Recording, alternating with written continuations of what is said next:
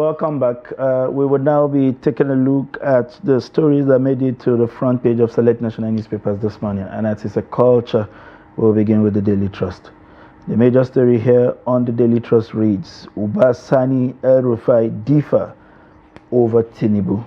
You'll find the details of that story on page 4. To other stories, northern states to experience delayed rainfall, Keamo. This is coming from this annual rainfall predictions that were made yesterday. Motorists to pay 1,600 toll fee on Abuja-Makurdi highway. And gunmen adopt 10 passengers in Ondo. You have there the beautiful picture with an area view of Giwa Grains Market located at Angwanshewu along the Zaria-Funtua Road in Giwa local government area of Kaduna State. We see the food, whether they are affordable or not, it's a different ball game. To other stories, we have the strip there, 165 illegal immigrants arrested in Kebbi, and teacher dismissed for impregnating students in Ekiti. Ketco confirms sack of 450 workers, and reps summons FCT director over land racketeering. These are the major stories that made it to the front page of Daily Trust. All right, now let's take a look at Punch. Boldly there on the front page of Punch, we have marketers may dump NNPCL as price war with Dangote rages. Dealers adopt MRS logo to access cheaper Dangote petrol. Consider NNPCL franchise suspension. Still on Punch, tax reform rep sets for fresh debate hold closed door session. And PDP Secretary Wike camp writes Supreme Court ahead of BOT meeting. Lagos Assembly may write Tinubu over Obasa, says GAC members, and government releases power tariff hike guidelines for discos. Okay. Still on Punch, DR Congo soldiers, rebels clash, death toll hits over 900. Death toll rises to 15 in a boy community herdsman killing, and police arraign suspended Ugumonak hunt accomplices. You find that on page 4 and 5. And finally on Punch, gunmen kidnapped 7 Ondo travelers, 27 suspects arrested.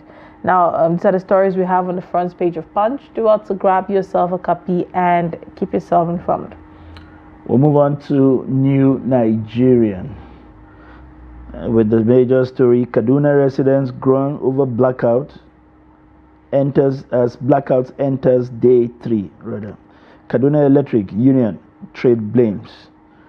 We are Nigerians by God's design. Let's work as one indivisible entity. Bauchi First Lady. UNICEF presents UN Child Protection handover protocol to Nigerian Armed Forces training institutions. To other stories, Center loud NLC NCC Pali over telecom tariff. Oyinoyi of Ikbiraland, Governor Ododo heads to appeal court to reverse sack. Umahi flags off toll gates on Abuja-Lafia-Makurdi highway. NOA intensify campaign against meningitis, Lassa fever, cholera in Kaduna. And married women arrange for refusing marriage after collecting money from suitor. Interesting developments there. You find these and many more if you pick today's copy of the New Nigerian. All right, now let's look at Daily Sun. On Daily Sun, there we have Governor Fintiri warns federal government over hardship, claims anger growing among Nigerians. Federal government launches $124 million cholera control initiative and electricity subsidy to go up 2.4 trillion naira in 2025, says the federal government. Now, we looked at that yesterday during our phone-in segment. Still on Daily Sun, government okays 242.68 billion naira for 14 critical road projects nationwide. Ramification reintroduces highways, toll gates, imposes 1,600 naira fee on motorists.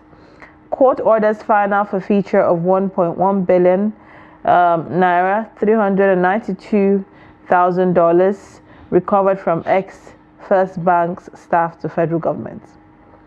Akpabio reshuffles committee leadership, names Kalu Hussaini chairman Southeast Northwest Development Commissions, and police rescue ASP 2 kidnapped victims in Edo. Those are the stories on the front page of Daily Sun.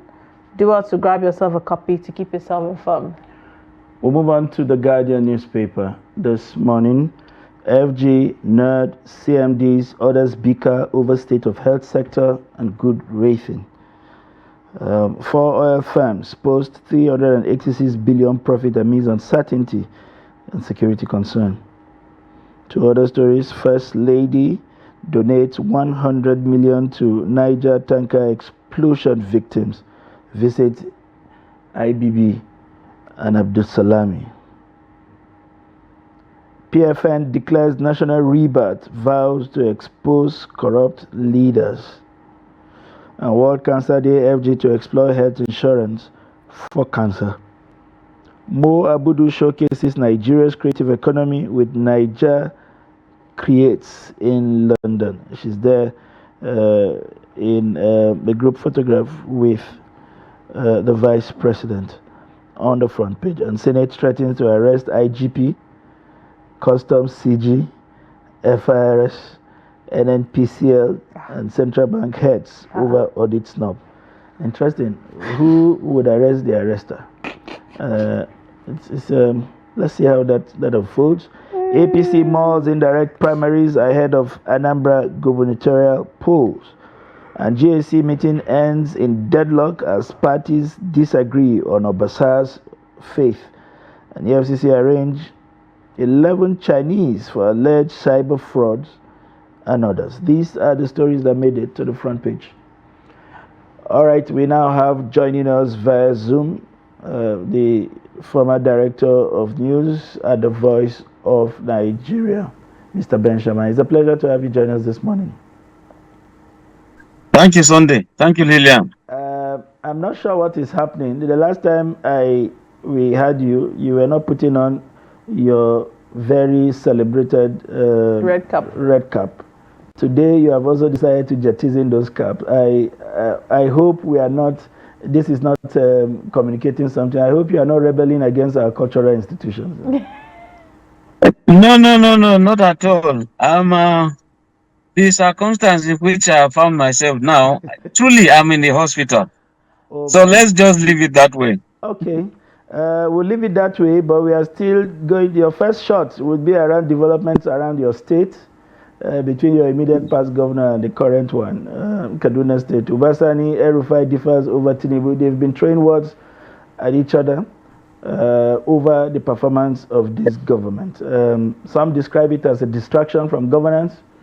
Others said it's just gimmicks towards 2027. But what do you make of this continuous bickering between these two?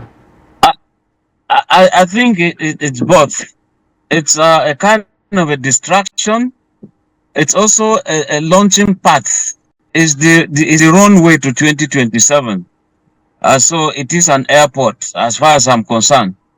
But you see, why a political godfather and a political godson would just miss their ways and go opposite directions, throwing banters here and there so early, beats one's imagination. You see, El-Rufai himself, I think he was always trying. In fact, he made sure that he had no rival around him in that state.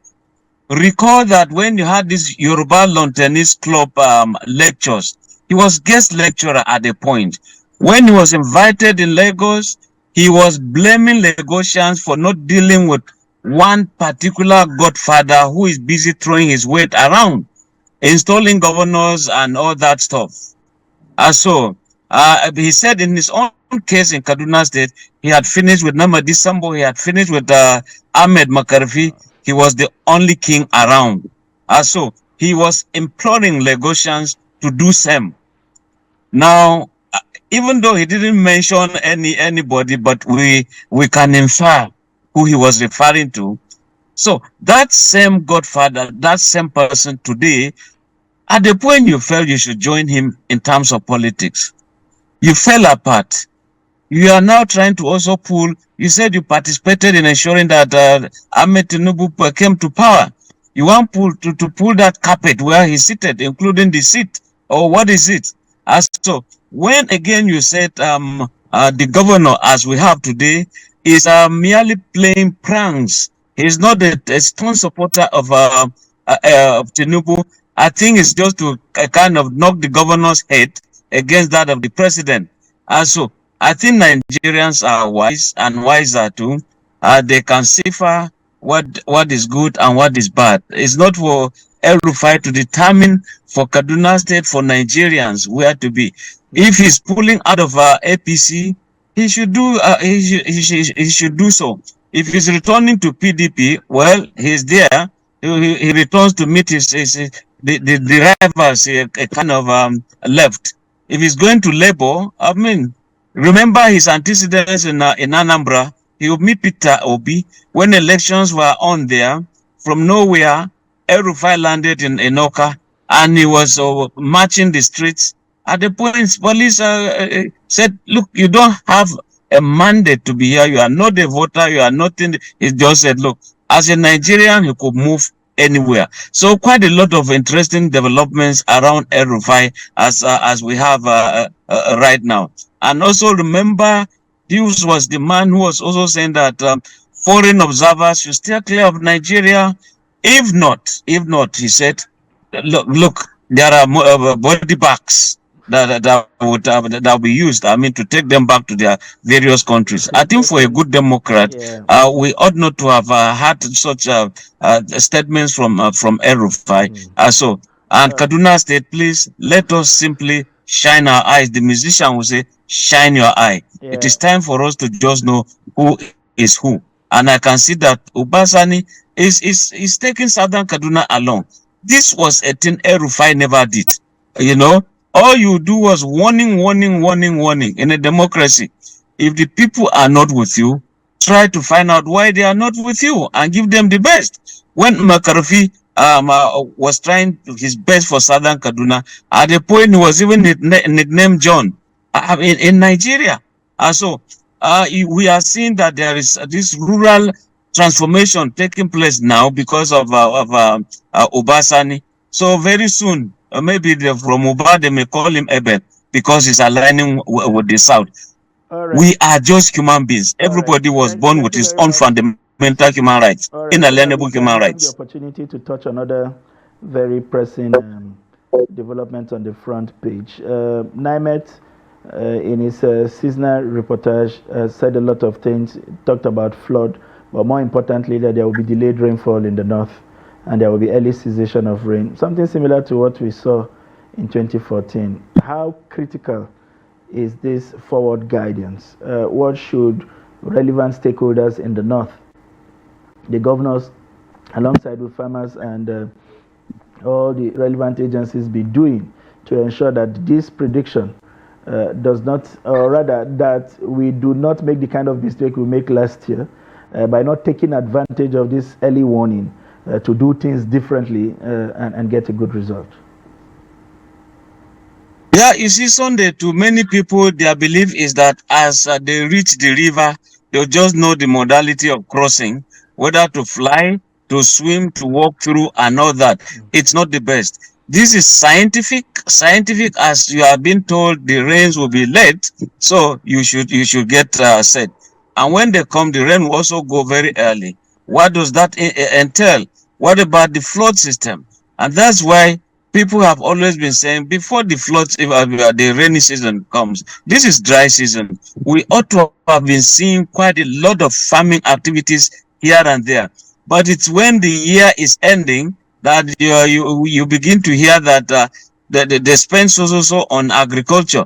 We want to know that right from January, what are the implements being imported, the harvesters, the tractors, seedlings. We also want to see if there were harvests, if there were where are the storages, so that we know where we're going to. And in terms of floods or overthrowing farms, I mean, running into residential areas, I think this is a recurrent decimal that Nigerians ought to know.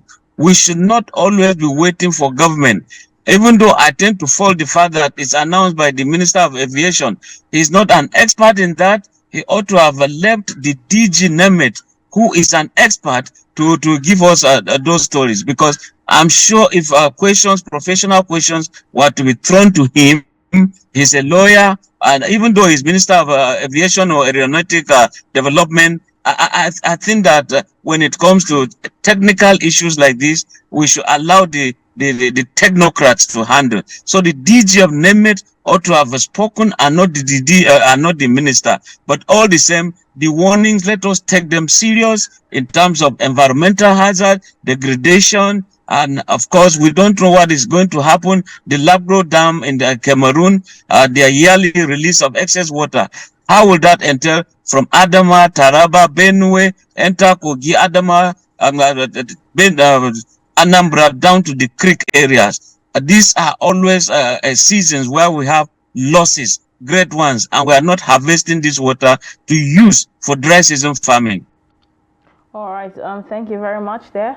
But now let's move to issue of tariff hike, and they're saying that government has released power tariff hike guideline for discos. Yesterday we saw them saying that the subsidy being paid is a lot over 2.4 trillion, and it's going to be phased out gradually in 3 years, thereby seeing a gradual hike in tariff again for electricity tariff. What's your take on this? I don't know why the federal government has this firm grip on electricity and therefore the tariffs. If you unbundled NEPA and created different companies from them, we ought to have seen some results by now. You know, here you are, you have the generating companies, the GENCOs, they tell you they generate quite a lot of electricity. But in terms of distribution, the distributing companies, the DISCOs, do not go to buy this generated power. It tends to waste away. Then you have those who are doing transmission. You have rural areas, you have some communities that need this electricity. But service these people, you don't get to see all of that. All we hear is we are increasing prices of electricity. We are just simply paying for darkness. We are paying for nothingness and estimated bills here and there. Tell me, in a modern world, where constantly the masses are always at the receiving end, the minister will not feel this electricity increase? Is it the senator? Is it the honorable member? You know, so it's always the downtrodden that is receiving the brunt of miscalculations by government, as it is in this case. And I can see that even in Kaduna State, they are even sacking quite a lot of chemicals there. Kaduna Electricity Distribution Company workers, they are sacking them in hundreds. So you sack them, then you increase the prices per unit. It's not the best. No economy works that way. But again, let us look at the alternatives. With all this sun that is biting, hitting here and there, we are not taking this advantage of God-given thing. If you go to Europe, the level of sunshine is so low, real low down there. But you see that they depend on this kind of electricity generation. But why is it that we have all of this? It's not working. See the test kind of the prototype that was done in Katsina. What is the result today? And if we are making it that individuals should go into electricity, as we have the bad energies, talking of geometrics in Imo State, I think we should encourage people to do it. We should encourage just the way, I mean, government should not just have a firm grip of electricity the way we have. More so, with a abysmal supply of electricity, yet you see that prices of consumers have been increased constantly. It's always a constant factor. We are paying for darkness. This ought not to be. All right. A number of the papers this morning are reporting the government plan to commence collecting toll fee of 500 to 1,600 from the Abuja, Lafia and Makurdi Expressway. The road is good and has been for some time. A number of work has been carried out. But do you think we are ready for a toll at this time? Honestly, no. I mean, what really is the mass getting in Nigeria, or what are the masses getting in Nigeria? Everything. How do you toll a very sickening economy? I mean, tell me. I mean, when you're talking about the industrial sector from Benue, you enter Nasarawa and come to Abuja, let us know how many companies are working there. All you see is people carrying yam to come and supply in Abuja, carrying cashew and all that. These are people you want to toll gate. I don't think it's the best for now. When it comes to social service, let it be social service. But it's very, very hasty that because you've constructed a road, therefore there has to be toll gates. People going from Kefi, Lafia, Abuja, Kefi, Lafia, Makurdi, you begin to give toll gates. These are people who constantly are being attacked by the so-called unknown gunmen, and today you're going to make them just for passing on the road. They have to pay. So why is Benue area? Why is it the very first test case? I don't know why it has to be so. If it is something around the federation, let it be so. Anything that is good for Nigeria is good for Niger. Is good for Niger State. And so I think that it should go around, or you don't just do it. It's not the worst of the worst place where the roads go bad easily. The roads in the eastern part of Nigeria have not been taken care of. As far as I'm concerned, I apply those roads, I see how terrible they are.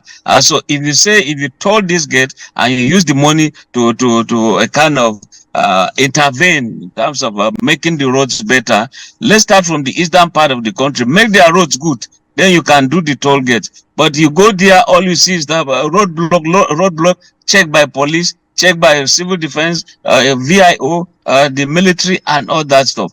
The masses are just too suffering so much. Well, the bigger ones, they fly up there, Maiduguri to Lagos, Lagos to Abuja, Port Harcourt. They don't know what the roads look like. And I also challenge many of these governors, always move by road so that you understand the conditions. It's a terrible thing. All right, quickly now before we go, yesterday was World Cancer Day, and we're seeing that the government is talking about, extending health insurance to cover care for cancer treatment. Now, what's your take on World Cancer Day and how our health sector is handling it, in terms of care for patients, trauma for family members, and, everything in general? What's your take on it? I think that the government should do more. It's also, however, good that the government is saying, okay, in terms of cancer, they're going to give some money, they're going to give some honorarium, let me call it that way, some free treatment. But we should also try to extend that to many other facets or diseases that are plaguing the country.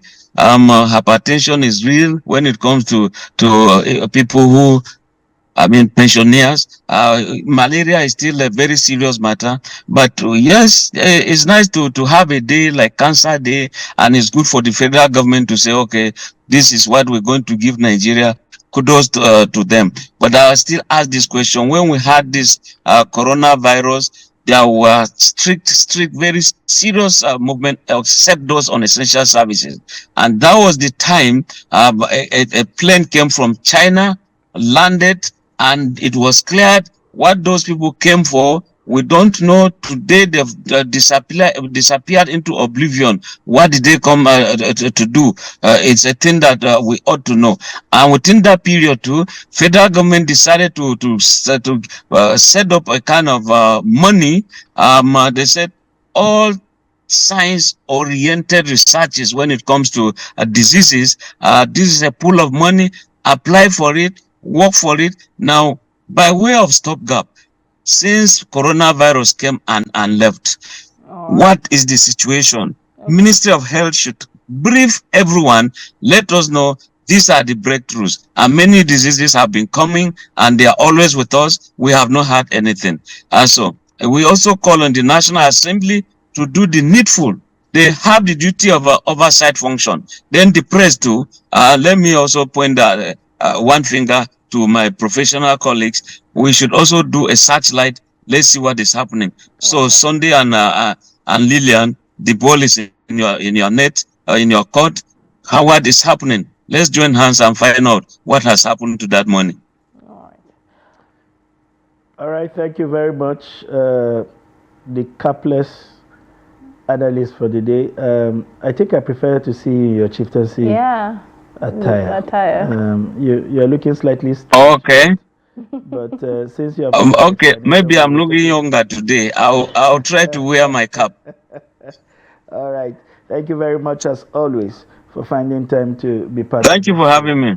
Yeah, and do have a great day ahead and good luck with whatever you're dealing with. I haven't mentioned to us that you are currently in the hospital. Thank you very much, Mr. Ben Shama. Thank you very much, all of our viewers, wherever you may be.